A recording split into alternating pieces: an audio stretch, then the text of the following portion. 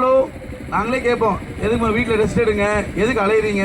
இல்லைப்பா, இங்கே நம்ம தெரிஞ்ச ஒன்று விட்டு சொந்தம், ஒன்று விட்டு பந்தம், எல்லா கல்யாணத்துக்கு போகணும் அப்படின்னு சொல்லிட்டு ஒரு நாள் மதுரையில் இருப்பாங்க, ஒரு நாள் திருச்சியில் இருப்பாங்க, ஒரு நாள் டெல்லியில் இருப்பாங்க, திடீர்னு ஒரு நாள் பார்த்தீங்கன்னா ஆந்திராவில் இருப்பாங்க. இந்த மாதிரி மக்களுக்காக நம்ம சொந்த பந்தத்தை என்றைக்குமே ஒன்று விட்டுறக்கூடாதுங்கிறதுக்காக தீவிரமாக வந்து என்றைக்குமே அதை வந்து குடும்பத்துக்காக அவங்க அவ்வளோ தியாகம் செஞ்சு கூட இந்த மாதிரி மக்களுக்காக அவ்வளோ கூட இருக்கணுங்கிற ஆர்வத்தில் இருப்பாங்க.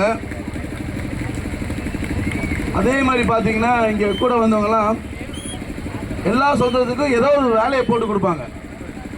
எங்கே நம்மக்கிட்ட ஹாஸ்பிட்டலோ காலேஜோ எங்கே இருந்தாலுமே ஊரில் வந்து சும்மா உட்கார விட மாட்டாங்க.